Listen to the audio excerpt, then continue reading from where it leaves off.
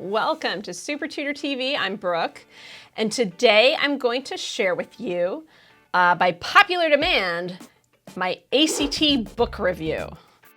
Before we get going here, I want to remind all of you to subscribe to our channel. Just click the button, it's really fun. There's a lot of different books out there in the market, and they fall into what I would call 4 categories. Those 4 categories are official materials, number 1. Number 2, what I would call subject-specific prep guides or strategy guides. Number 3, all-around strategy guides. And number 4, all-in-one prep books. Really important information here if you guys are looking for a book list, if you're looking for links to all of the materials that I'm going to talk about today, definitely go to the description of this video right now. Go click on our blog. You can kind of follow along as I talk about all these books, and you can see all the different books and links to Amazon. Nobody has paid me, by the way, to recommend any of these books either. One last disclaimer before we get going here, and that's that all of you should be aware that in the last couple of years, the ACT has changed. Has the whole test changed? No. Maybe 10%, 20% of the test has changed. But you need to be aware of these changes because some of these books aren't. And so you don't want to be studying material that is pre-changed material. You want to be aware of what those changes are so that you're not studying material that either A, might not be on the test, or B, might be slightly inaccurate. In order to make yourself aware of those changes, we've made 2 videos for you guys. One is called the New ACT. The other is called the New ACT Essay. I highly recommend that you check out both those videos or the blogs that go with those videos so that you orient yourself to those ideas. So go check those videos out, get the lay of the land, and that way you're going to be able to navigate these books and make the most of your prep experience. So the first category of books that I'm going to talk about are official prep books or official materials from ACT. When it comes to studying for the ACT, the absolute best material that you can use to study for this thing, typically, is official material. What that means is you should be looking at real tests, real authentic tests, and you should be understanding those real authentic tests. As a tutor, this has been fundamental to the way that I teach students. Again, I've prepped students to perfect scores in every section of the ACT. I even have one student who scored a perfect 36 out of 36 composite on the ACT. I've scored that myself as well. So how do we do that? How do we get people to these amazing scores? We have them practice with real tests. And then in our private tutoring sessions, I go over with them everything that they missed. And we talk about why did you miss it? What are some strategies or techniques you can use on this type of question so that next time you don't get it wrong? And what are the different approaches you can take on this test that can get you to the right answer? I actually have based the prep materials, the video prep materials that we have up for sale at SupertutorTV.com on that philosophy exactly. And so they're centered around real books, okay? In terms of books that have real tests in them, there are 2 books, okay? And the 2 books are this one, which actually there's 2 different covers for it. And this is the old ACT prep book. It's called the Real ACT Prep Guide, 3rd edition. This is technically out of print. You probably can find it at your local library. You probably can find it used on Amazon. Maybe you have an older brother or sister who has a copy lying around that they never completed. If so, well, you're in luck. The advantage of this one is that it has 5 tests in it, okay? The disadvantage of this one is that it's actually the old ACT. There's a second book, which is new, which is the 2016 to 2017 ACT Prep Guide, the official ACT Prep Guide. You see how the name is different? This one says the real, and this one says the official. And what this book has is 3 full-length tests, so not as many. This one has 5, this one has 3. Here's the deal with this book. This book came out in June of 2016, and it basically was a replacement for this book. What kind of bites is if you've done this book, right, you're going to find some repeat problems in this book. And that's where the complication comes in using the books. Well, why use the books if I can find a bunch of ACTs for free on the internet? If I do a fun Google search and I search for download ACT test.pdf and I can find a bunch of them on there. Well, the reason to get the book is twofold. One, you can do it with our video prep series, and then it's like having a private tutor at a total discount.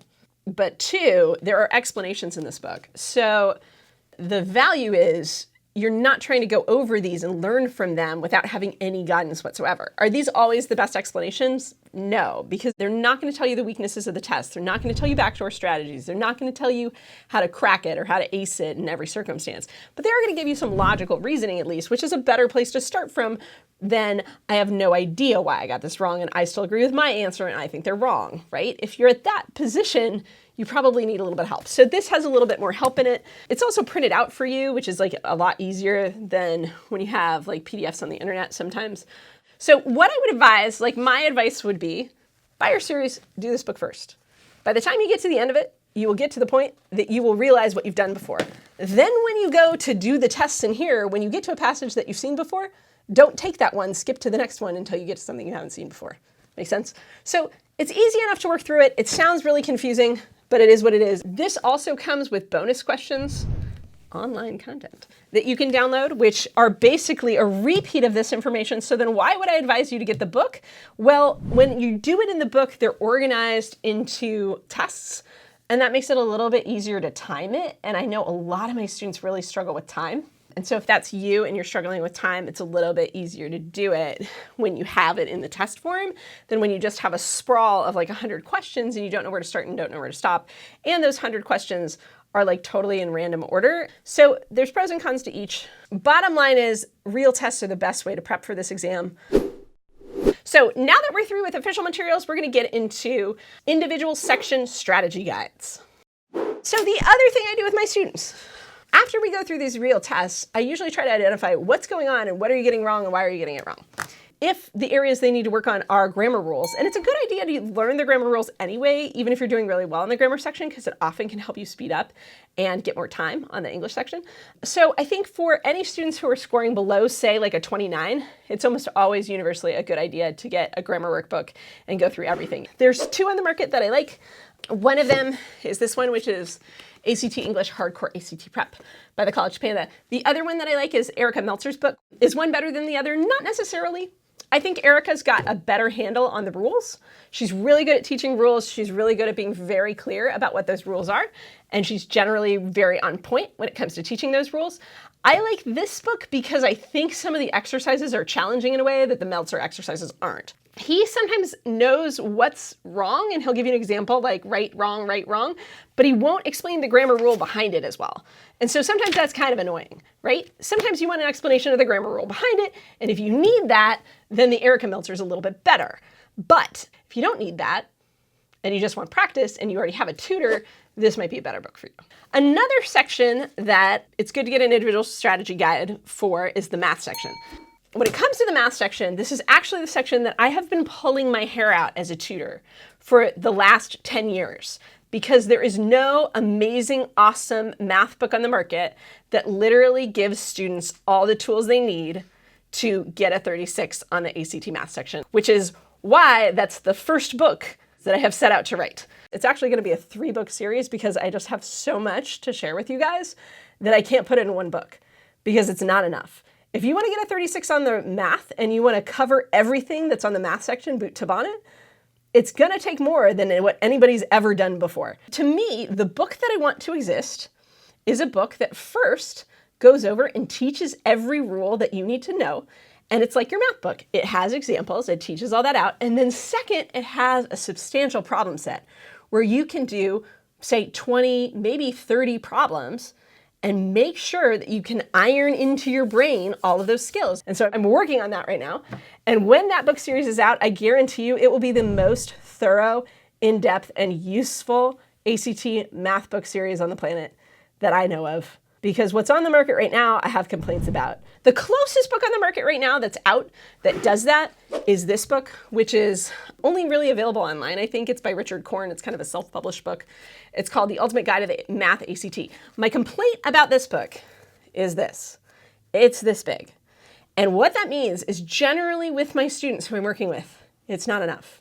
He doesn't cover every single type of problem on the ACT. He has not updated it since there were subtle changes, as far as I know, in 2014, meaning he doesn't have enough probability and statistics problems. He doesn't have enough of the kinds of problems that are unique to the test since about 2014. So he's missing some vital things, and I find that a lot of my students need to work on those arrangements and combinations and those kind of questions, and he doesn't really have enough in here on that kind of stuff. It's better than nothing, and he does have like a section at the beginning where he teaches, and then he's got a section where he's got a drill set, which is my favorite way to do it. It's also, this one tends to be good if you're scoring at least like a 26, 27 or above. It tends to cater to people sort of in that mix. If you're scoring below like a 26, 27, sometimes there's another book that I'll recommend to students, and that's the top 50 skills for the ACT math section. It's a McGraw-Hill book, but it's written by this independent tutor named Brian Leaf, and he's kind of funny and he's got like a little bit of a sense of humor. His book is even shorter than this book, which is really annoying. And when it says 50 skills, he only gives you like 5 practice problems per skill, which is also super annoying because it's just not enough practice. It's got good material in it, it's just not enough. That's my only complaint, it's just not long enough. Third math book that I'm going to talk about is the Steve Warner book. I'm not a huge fan of the Steve Warner book, mostly because as a tutor, what I want is I'm going to teach students how to do problems, and then I want to give them drills. And it's not organized in a drill fashion. It's organized in this fashion such that it's almost like a tutor hanging over your shoulder the whole time. They do one problem, one explanation, one problem, one explanation. If you don't have a private tutor, it might be useful to you. But if you're looking to really drill and iron in the knowledge that you have, I find those other 2 books work a little better. Finally, I can talk a little bit to Kaplan and Princeton have a math and science combo book. And I think Barron's also has a math book. What I find with all 3 of those books is they usually clump too many types of problems together and there's not a lot of differentiation, and it's a very random assortment of problems, and the coverage of problems, they just don't cover every type of problem you're responsible for. It's not organized by topic specifically enough for my taste as a tutor because I don't want to waste your time. I like to focus as a tutor on just what you need to work on, and that's my advice for going through a book like this. Don't do every chapter of this book front to back. Figure out what you need to work on and then work on those chapters in this book. And you can be a little bit more targeted with your practice, and it's going to be way more effective. And so that's my problem with those books, is it's hard to be targeted in your practice. Let's get to science and reading. Science and reading is pretty straightforward because there's only one book in each that I really like. Both of them, I think, are best prepped for by practice with real tests. So again, that goes back to all the real materials, which you talked about earlier, but sometimes you need a little bit of help, and that little bit of help could be strategy related. How do I approach the passage, for example, in reading? In my video series, by the way, if you purchase our video series, I do a passage read through on all the passages with you guys, and I talk you through my strategies for how I approach passages, for mapping the passage, for all that kind of good stuff. I walk you through that process. So I give quite a few reading tips if you do purchase our series, and I would recommend that you check out like my passage reads, which is the first video of each reading section review. So that's one way you can get some of those reading skills. If you really want it in a book, Erica Meltzer's got it. This is really thin. Look at how thin that is. That's because it's mostly strategy. She's got a few exercises and things which are useful, but the most useful thing that she has is strategy. She's got a few pages that are on timing and pacing, which I think is something that a lot of people struggle with. Science is for the love of ACT science. And this is really about strategies. It's about approach. How do I approach the ACT science section so that I'm being really efficient, so that I save time, and so that I can save my time for really tough problems instead of for things that should be straightforward and easy.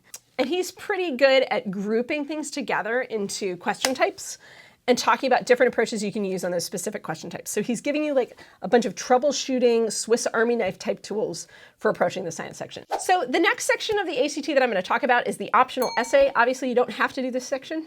Feel free to fast forward a little bit if you don't care about this section. There are 3 books on the market right now that specifically address the ACT essay. One is The Guide to the New ACT Essay. Another is How to Write a Killer New ACT Essay. And the third is the College Panda book. I haven't used any of these because I'm a tutor, and so I end up teaching the essay in my own way. I have used the older version of both College Panda books and the Killer New ACT Essay book. I think the College Panda has a little bit more insight on the nuances of the test, and he's a little bit more savvy to the test. So if I were going to recommend one of these 3, even though I haven't used all of them, that's probably the one I would go with. On this new ACT essay, it's so nuanced that I think pulling a 12 on this in some ways is about being like a fantastic writer who knows how to write with finesse and originality. And that's why with my students, if I'm going to recommend a book, I actually don't recommend any of these. What I actually recommend is other writing books, which are more generalized writing books that will help you increase your writing prowess from a more general level. One is free on the Kindle. It's called The Elements of Style, and it's just about concise writing. That's how to create power sentences, essentially. The next book that I'm going to recommend is Writing Tools by Roy Peter Clark.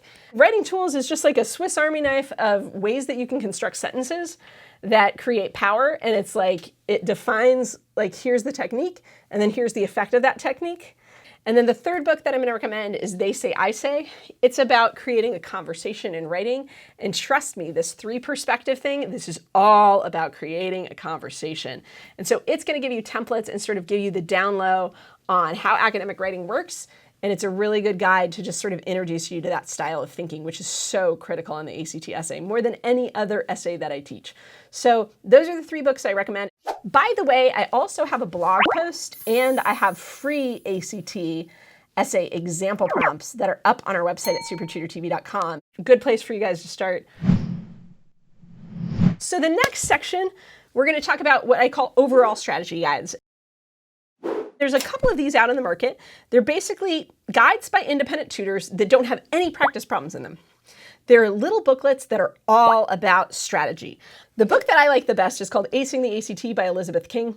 She's obviously like a private tutor with a good amount of experience, and she understands that every student's a little bit different, but she has some strategies that you could incorporate potentially into your study structure that might help you. And if you don't have a private tutor or you don't have money for private tutoring, she gives you a good general overview of like, how do I self-study for this test and what are the skills that I need? Cool. There's another book out there called The Black Book, which is very highly rated on Amazon. The tone of the book, and maybe I think you can read a little bit of it for free and like see if it jives with you or not. But I find the tone of the book to be, you know how some people, when they're like pitching their like prep product or whatever product they're selling, they do such a hard sell that they act like it's the only thing in the universe that works. That's kind of the vibe that I got from this book, which like, it just like rubbed me the wrong way. So I'm not a huge fan of The Black Book. Does that mean his tips are bad? No, it doesn't mean his tips are bad. It just means that I had trouble reading it because I didn't really like the tone of voice that he was using to write about all these tips. I'm not saying that his advice isn't good. He certainly has some perspective and things like that. I like the one by Elizabeth King better, and it's doing the same thing. So that's the one I would recommend. And third, this is not an overall strategy guide. It's actually something sort of in between an overall strategy guide and all-in-one prep book. I have not used it. I have not read it, but it's the next one on my list to sort of check out, and that's Tutor Ted has this book on the ACT. I would guess that it's got a little bit of strategy, like the Elizabeth King book and like the Black Book, but it also has some practice exercises, so it might be kind of like a mini version of like this, and this combined. So if you could only buy one book, it might be something to check into, but I can't vouch for it because I haven't read it and I haven't used it, but I'm just making you aware that it exists. So my fourth section of books, and I know this is exhausting, I'm exhausted too, are what I call all-in-one prep books. These are classic books like Princeton's Cracking the ACT. I do not recommend all-in-one prep books in general because I find these all-in-one prep books are put out by these major big companies and they just miss the mark sometimes. They're more about making money than they are about actually providing you with the best prep experience in a lot of cases. If you don't have a private tutor, it might be helpful because they have explanations in the back for some of these tests. But again, I would only turn to that if you've exhausted all of your real test resources, and then just use these for extra tests to practice if you get to the point that you need them.